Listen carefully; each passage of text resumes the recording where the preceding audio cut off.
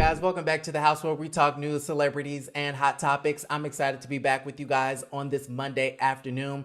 Y'all, we have to get into some things when it comes to the last lady, okay, Miss Gizelle Bryant. She is on Bravo's chat room and she's blaming Miss Kenya Moore hair care for Latoya Ali's bad behavior. And then, y'all, did y'all watch Dwight and Sheree Whitfield on last night's commentary episode of RHOA?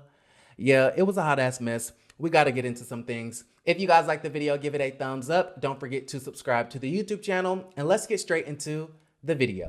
All right, y'all. So before we get into our tea, okay, we have to get into our water. Today's sponsor is the coldest water. And y'all, when I tell y'all this water bottle is everything, I'm gonna need y'all to cop this because, honey, we gotta keep our skin clear all 2021. And the only way to do that is to drink a bunch of water.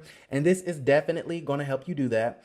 So whatever kind of water you put in here, it's gonna keep it cold for 25 plus hours. Okay, yes, you heard me right. That's more than a day. And so there's gonna be some days where I'm drinking day old water.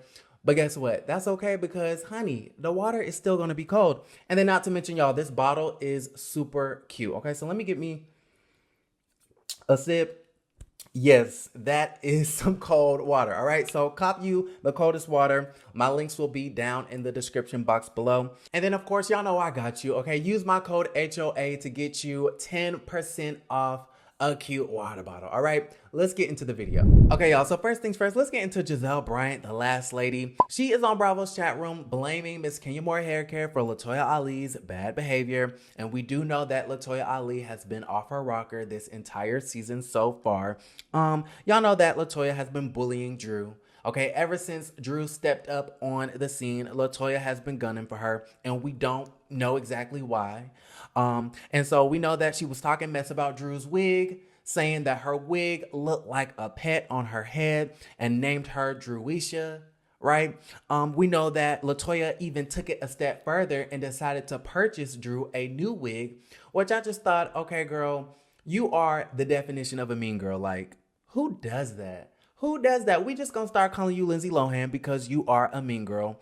And then to top it all off, y'all, Latoya, while insulting Drew on her struggling husband, which I thought was hilarious, decided to touch and get into Drew Sidora's personal space, which at this point you asking for an ass whooping. The whole thing is a mess. Latoya is a mess. She's annoying. And Gizelle had an opinion on it on Bravo's chat room. And so she went on there and said, I blame all of this on Miss Kenya Moore. Okay. She says, check your girl because Latoya is your girl. Gizelle said, you brought her around the group and you are allowing her to just be like an irritating gnat to Drew. And she keeps coming for Drew.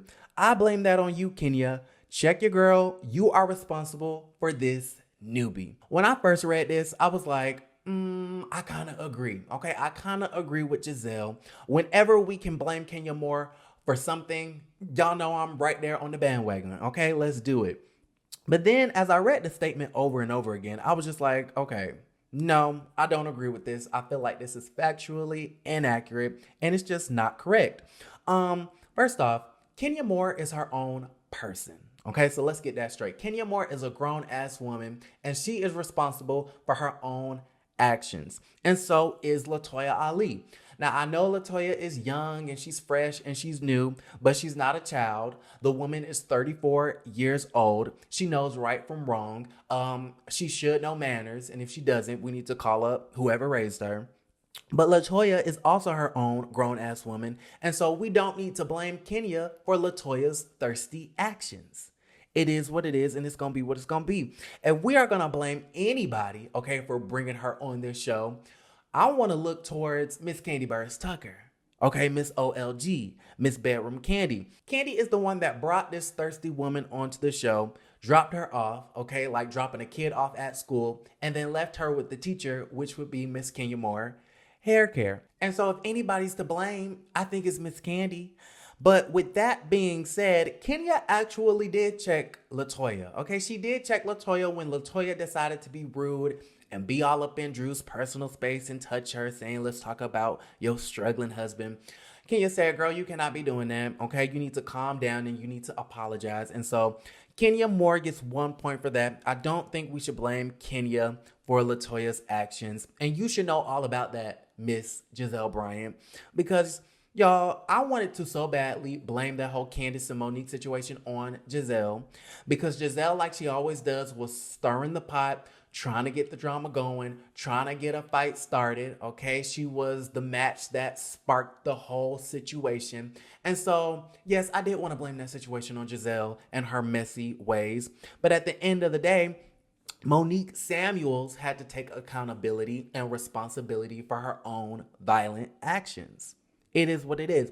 And so Gizelle, out of everybody, should know that you can't blame someone for someone else's actions, even though you did slick kind of push Monique, which, you know, made Monique want to go further ham on Candace Dillard's crybaby ass.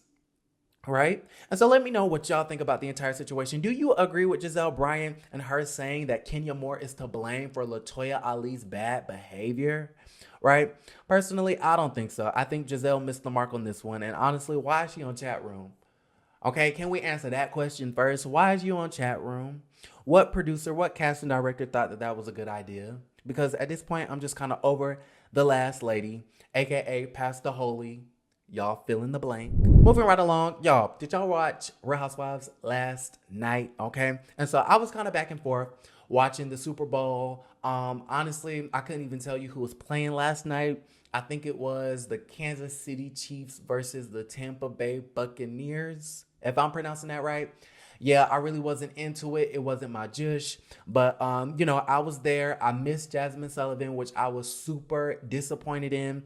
But I caught the replay on Instagram, and she did a beautiful job. The weekend I thought was terrible. Like, girl, scrap it, start over. He said that he spent $7 million of his own money for that Super Bowl performance. And that was a terrible investment, because that was probably one of the worst Super Bowl halftime shows I've seen in my entire life.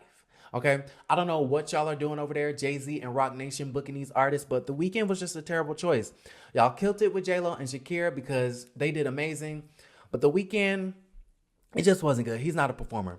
But with that being said, okay, I digress. I was flipping back and forth between the Super Bowl and Real Housewives of Atlanta. Y'all know last night that they had, you know, the commentary episode with Dwight Eubanks and Sheree Whitfield, the OGs of the show.